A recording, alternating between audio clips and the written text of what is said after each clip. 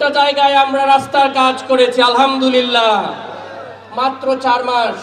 2-1টা জায়গায় আমার কাছে অভিযোগ এসেছে, তাদের ব্যাপারে কড়া বার্তা।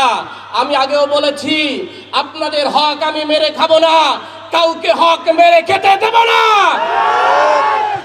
আমি সেম কথা বলতেছি, যাদেরকে কাজ দেয়া হচ্ছে, কাজ করার সুযোগ পাচ্ছেন, কমিটিতে যদি উল্টাপাল্টা কাজ করেন, আমার কাছে যদি তদন্ত করে রিপোর্ট আসে, আপনাদের ব্যাপারেও আমি জনগণের পক্ষে অ্যাকশন নেব। কুড়িগ্রামের মানুষের স্বার্থে আমি প্রতিনিয়ত দাঁড়িয়ে কথা বলতেছি। আমাদের নৌ অ্যাম্বুলেন্সের সমস্যা, আমাদের শিক্ষকরা ক্লাস নিতে পারে না। আমি দাঁড়িয়ে বলেছি, আমার ওই চর অঞ্চলের মানুষের জন্য, ওই যাত্রাপুর অঞ্চলের মানুষের জন্য, ওই 48 জন শিক্ষকের জন্য আমাদেরকে নৌ অ্যাম্বুলেন্স এবং নৌকা দিতে হবে, এবং ইনশাল্লাহ তারা হবে। আমাকে আমার বিরোধী দল, আপনারা জানেন, গত 17 বছরে বাংলাদেশের যে বাজেট হয় উন্নয়নের জন্য, সেই বাজেটের মাত্র 0.22% দিয়েছে এই কুড়িগ্রামকে। আর গোপালগঞ্জ পেয়েছে 5%, কক্সবাজার 7%, ঢাকা 22%, আমাদের এই রংপুর অঞ্চলে ওভারঅলি মাত্র 0.4 অথবা 0.22%। শুধু 17 বছর ধরে আমরা বঞ্চিত নই, এই জন্য আমরা বলেছিলাম আমরা 54 বছর ধরে বঞ্চিত। আমাদের বাপ দাদারা সবাই কৃষক, 70% লোক কৃষক। আপনারা দেখেন, আমরা বাংলাদেশের যত আলু উৎপাদন হয় তার 70% হয় এই রংপুর বিভাগের। কিন্তু আমাদেরকে মেরে ফেলছে, আমাদের কোনো কি নাই, আলু কেনা হয় না, অল্প দামে আলু, সবাই পঙ্গু হয়ে গেছে। এইগুলা পঙ্গু করার মাধ্যমে আমাদের অঞ্চলকে আরো পিছিয়ে দেয়া হচ্ছে। সুতরাং আমাদের জায়গা থেকে আমরা চেষ্টা করে যাচ্ছি কাজ করে দেওয়ার জন্য, আমি যতক্ষণ ইচ্ছা কাজ করব। কিন্তু আপনারা দেখেন, এই সরকার ইচ্ছাকৃতভাবে নতুন একটা প্রকল্প নিছে 7,500 কোটি টাকার। সেই 7,500 কোটি টাকা শুধুমাত্র সরকারি দলীয় সংসদ সদস্যদের জন্য। কত বড় কষ্টের কথা! আপনারা ট্যাক্স দেন না? কুড়িগ্রামের মানুষ ট্যাক্স দেয় না? কুড়িগ্রামের মানুষ ভ্যাট দেয় না? কুড়িগ্রামের মানুষ ভ্যাট দেয়, ট্যাক্স দেয় আপনার আমার টাকায়। এইগুলা গায়ে রাষ্ট্রীয় কোষাগারে যায়, সেই রাষ্ট্রীয় কোষাগার থেকে আমাদের রাস্তাঘাট ব্রিজের বরাদ্দ হয়। কিন্তু এটা কি বিএনপিকে দিছি আমরা? এটা বাংলাদেশের প্রতিটা মানুষের অধিকার। আমরা চাই ওই গোপালগঞ্জ যেরকম পাবে, বগুড়াও যেরকম পাবে, আমার কুড়িগ্রামকে সেরকম দিতে হবে।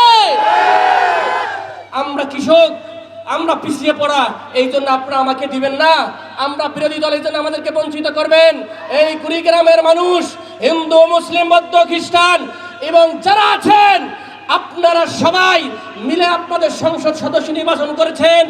আমাদের হক আমাদেরকে আদায় করে ছাড়তে হবে। এইভাবে আমাদের প্রতি বৈষম্য চলবে না। আমরা এটা কোনো বিএনপিকে বাংলাদেশের টাকা দেই নাই, এটা রাষ্ট্রের টাকা, রাষ্ট্রের জনগণের জন্য ব্যয় হইতে হবে।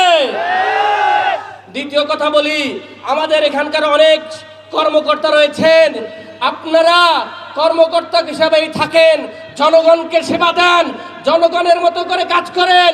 আপনারা স্যার ডাকলে খুব খুশি হন, আপনাদের স্যার ডাকতে হবে কেন? আপনারা আমাদের টাকায় বেতনের চাকরি করেন।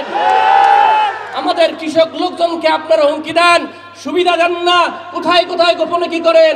আর মনে হচ্ছে ওনার রাজনীতি নিয়ন্ত্রণ করতে চায়। যদি রাজনীতি করার ইচ্ছা থাকে, ওই সব কথা কথিত ফ্যাসিস্টদের ইউনোদেরকে বলতে চাই, ডিসিদেরকে বলতে চাই, আপনারা তাহলে রাজনীতির মাঠে নামেন, চাকরি ছাড়েন, না হলে জনগণের পক্ষে কাজ করেন। কুড়িগ্রামের মানুষ অনেক সাদাসিধা, আপনারা বসায় রাখেন ঘন্টার পর ঘন্টা, তাদের সাইন করেন না, বিভিন্ন ধরনের খারাপ আচরণ করেন। এই জন্য কুড়িগ্রামে বিচারগিরি করা যাবে না। কুড়িগ্রামের মানুষকে সেবা দিতে হবে, কৃষকদের অধিকার দিতে হবে।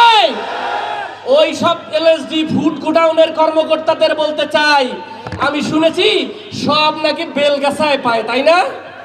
এই অন্য এলাকায় মানুষ কি ধান দিবে না? শুধু কি বেলগাছার লোক ধান দেবে? আমার প্রতিটা এলাকার মানুষের, কৃষকদের ধান দিতে হবে। আমি আবার আবেদন করেছি 500 টন কেনার জন্য। আপনারা যদি অনুমোদন হয় আপনারা সাধারণ কৃষকরা আপনারা ন্যায্য দামে দিবেন, ঠিক আছে? আপনাদের সন্তান আপনাদের জন্য চিল্লায় যাব, কাজ করে যাব, ভুল বুঝবেন না। আমি কারো অন্যায়ের সাথে আপোষ করব না, ইনসাফের বিপক্ষে কাজ করব না, কারো হক মেরে খাবো না। কেউ যদি আমার ব্যাপারে প্রোপাগান্ডা চালায় তার সত্যটা আপনি নিয়ে আসবেন। কত বড় বুকের পাটা সাহস থাকে, সত্য নিয়ে সামনে তারা। সবাইকে ধন্যবাদ। কৃষক শক্তির আত্মপ্রকাশ ঘটেছে। এই কুড়িগ্রাম ঐতিহাসিক অঞ্চল হিসেবে থাকলো। মুক্তিযুদ্ধের সময় এই টগরাই হাট ছিল গুরুত্বপূর্ণ। আজকে মুক্তিযুদ্ধের পরবর্তী, স্বাধীনতার পরবর্তী জুলাই আকাঙ্ক্ষার বাংলাদেশের একদম উপর ঘোষক এসেছেন, নতুন একটা হিস্ট্রি তৈরি হলো, ঠিক কিনা? বাত ব্যথা, প্যারালাইসিস কিংবা আর্থ্রাইটিস, আধুনিক প্রযুক্তি ও অভিজ্ঞ বিশেষজ্ঞদের সমন্বিত চিকিৎসার নির্ভরযোগ্য নাম ডিপিআরসি। যে সকল সংগঠন রয়েছে তারা আসলে মূলত কৃষকের পক্ষে কথা বলে না, কৃষকের অধিকারের পক্ষে কথা বলে না। আমরা চাই কৃষক শক্তি আজকে যেই কুড়িগ্রামের মাঠ থেকে আবির্ভূত হচ্ছে, তারা একটি শক্তিশালী কৃষক সংগঠন হিসেবে আবির্ভূত হবে, যারা প্রকৃতপক্ষেই কৃষকের অধিকারের কথা বলবে। কৃষক যে সকল সমস্যা ভুগছে, তার সেচের সমস্যা, বীজের সমস্যা, সারের সমস্যা, তার যে ন্যায্য মূল্য কৃষক পাচ্ছে না, ফসল ফলাতে যেই পরিশ্রম, যেই টাকা ব্যয় হচ্ছে, ফসল বিক্রি করতে গিয়ে সেই একই টাকা পাচ্ছে না, নানান ধরনের সিন্ডিকেট হচ্ছে, সরকার ন্যায্য মূল্যে তার থেকে ধান কিনছে না। আমরা দেখলাম এই বছরও এই সরকার, নতুন সরকার আসার পরেও কৃষকের কাছ থেকে ধানের মূল্য বৃদ্ধি করে নাই, যেখানে খরচ থেকে শুরু করে সবকিছুই বৃদ্ধি হয়েছে। ফলে এই যে কৃষক দৈনন্দিনভাবে প্রতিদিন আপনারা নানান সমস্যায় ভুগতেছেন কৃষকেরা, এবং কৃষকদের এত সমস্যা এটা কেউ দেখে না বিধায় দেখা যাচ্ছে যে কৃষকরা কৃষিকাজে অনাগ্রহ হয়ে উঠতেছে, কৃষিকাজ তারা ছেড়ে দিচ্ছে।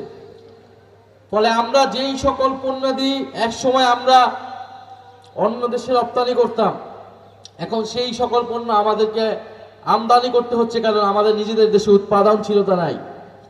এক সময় পাট চাষের জন্য পুরো বাংলাদেশ বিখ্যাত ছিল বিশ্বব্যাপী, এখন সেই পাটও আমাদেরকে আমদানি করতে হয়। আমরা চাইলে যে পরিমাণ লবণ আমাদের প্রয়োজন, যেই পরিমাণ চিনি আমাদের প্রয়োজন, আমরা আমাদের দেশে সেটা উৎপাদন করতে পারি, কিন্তু দেখা যায় এই পণ্যগুলো আমাদেরকে বাইরে থেকে আমদানি করতে হয়। কারণ আমরা যারা চাষি তাদেরকে উৎসাহ দিতে পারি নাই, তাদেরকে আধুনিক প্রযুক্তি তুলে দিতে পারি নাই। এই যে কৃষিকে ধ্বংস করা, কৃষিকে নষ্ট করা, এইটা একটা ষড়যন্ত্র, বাংলাদেশের অর্থনীতিকে ধ্বংস করার ষড়যন্ত্র। ফলে বাংলাদেশের অর্থনীতিকে যদি আমরা সামনের দিকে এগিয়ে নিয়ে যেতে চাই, বাংলাদেশের অর্থনীতিকে আরো শক্তিশালী করতে হলে আমাদের কৃষি ছাড়া কোনো বিকল্প নাই। কৃষিকে আধুনিকায়ন করতে হবে এবং কৃষকদেরকে যথাযথ মূল্যায়ন করতে হবে, সম্মান দিতে হবে, কৃষকের অধিকার নিশ্চিত করতে হবে। এবং এই অধিকার শুধুমাত্র কিছু টাকার কার্ডের বিনিময়ে সম্ভব না।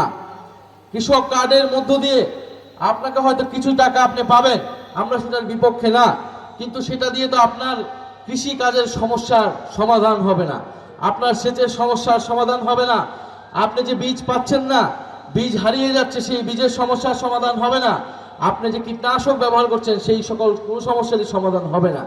বরং একটা নির্ভরশীল জনগোষ্ঠী তৈরি হবে এবং এই কৃষক কার্ডের নামে দুর্নীতি হবে। সেটা কৃষক দলের কাছেই যাবে, যুব দলের কাছে যাবে, শ্রমিক দলের কাছে যাবে, প্রকৃত যে ভুক্তভোগী কৃষক সেই কৃষক পরিবারের কাছে যাবে, সেইটার কোনো নিশ্চয়তা নাই। ফলে আমার যারা কৃষক ভাই ও বন্ধুরা রয়েছেন, আপনাদের প্রতি আহ্বান থাকবে, আপনারা সংগঠিত হন। জাতীয় নাগরিক পার্টি এনসিপি সাধারণ মানুষের পক্ষে কথা বলে, সাধারণ জনগণের পক্ষে কথা বলে।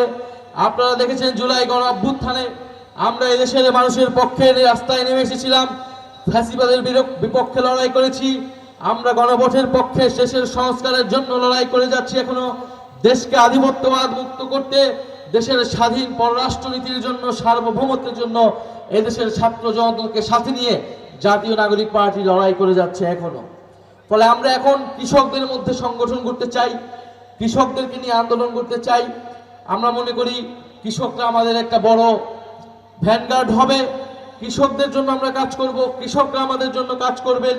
আমরা উভয়ে পরস্পরের স্বার্থ দেখব।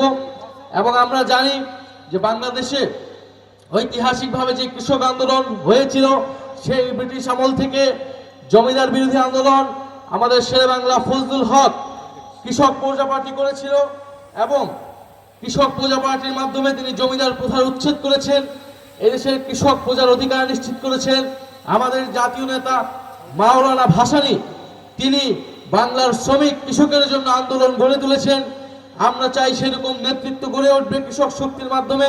শুধু কৃষক নয়, জাতীয় পর্যায়ে থেকে বাংলাদেশকে নেতৃত্ব দিবে। আমরা যদি কুড়িগ্রামের কথা বলি, এই কুড়িগ্রামে আমাদের জাতীয় নাগরিক পার্টি এনসিপির একজন এমপি রয়েছেন, শাপলাকলির এমপি। আপনারা ভোট দিয়ে তাকে নির্বাচিত করেছেন, ডক্টর আতিকুর রহমান মুজাহিদ। উনি বিদেশ থেকে পড়াশোনা করে এসে আপনাদের জন্য, নিজের গ্রামের মানুষের জন্য, নিজের কৃষক পরিবারের জন্য, গ্রামের সাধারণ মানুষের জন্য উনি পরিশ্রম করে যাচ্ছেন, কাজ করে যাচ্ছেন। ওনার নেতৃত্বে কুড়িগ্রাম নতুন কুড়িগ্রামে পরিণত হবে, এটা আমরা আশা রাখি। আমরা জানি কুড়িগ্রামে অনেক সমস্যা। উত্তরবঙ্গের যেই আঞ্চলিক বৈষম্য, অর্থনৈতিক বৈষম্য, এবারের সরকারও সেই অর্থনৈতিক বৈষম্য কিন্তু দূর করে নাই এবারের বাজেটের মধ্য দিয়েও। সেই একই বৈষম্য আমরা দেখতে পাচ্ছি। তিস্তা পরিকল্পনা নিয়ে সরকার চীন সফর করেছে প্রধানমন্ত্রী, কিন্তু কোনো অর্জন নিয়ে ফিরে আসতে পারে নাই। এবং এই উত্তরাঞ্চলে যেহেতু বিরোধী দলের বেশিরভাগ এমপি হচ্ছে বিরোধী দলের, ফলে পরিকল্পিতভাবে এই উত্তরাঞ্চলে কুড়িগ্রাম, রংপুরে বড় বড় বাজেট, উন্নয়ন বাজেট কমিয়ে দেওয়া হয়েছে। বড় কোনো উন্নয়ন পরিকল্পনা নেওয়া হয় নাই। এইভাবে জনগণের অধিকার থেকে বঞ্চিত করছে বর্তমান সরকার, কিন্তু আমরা এটা মেনে নেব না। আমরা মনে করি এই উত্তরাঞ্চলের মানুষ জুলাই গণ অভ্যুত্থানে জীবন দিয়েছে, তাদের সন্তান আবু সাইদ দুহাত প্রসারিত হয়ে জীবন দিয়েছে, তারা ভোট দিয়ে 11 দলকে জয়যুক্ত করেছে। আমরা তাদের ভোটাধিকার, তাদের অর্থনৈতিক অধিকার সবকিছুকে রক্ষা করব। আমরা, এটা আমাদের দায়িত্ব, এটা আপনাদের কাছে আমাদের প্রতিশ্রুতি। এবং আপনাদের সন্তান আতিক মুজাহিদ এটা আপনাদের সামনে ওয়াদা দিয়েছে ইলেকশনের আগে এবং এখনো দিচ্ছে যে আপনাদের অধিকারের পক্ষে তিনি জাতীয় সংসদে এবং সংসদের বাইরে কথা বলবেন। আমরা জানি কুড়িগ্রামের কৃষক, আলু চাষি যারা, তারা আলু চাষের মূল্য পায় না। একেবারে মন হতে হয় যে আলু তারা ফেলে দিতে হয়, পচে যায়। কোনো কোল্ড স্টোরেজ, পর্যাপ্ত পরিমাণে কোল্ড স্টোরেজ আমাদের উপজেলাগুলোতে নেই। আধুনিক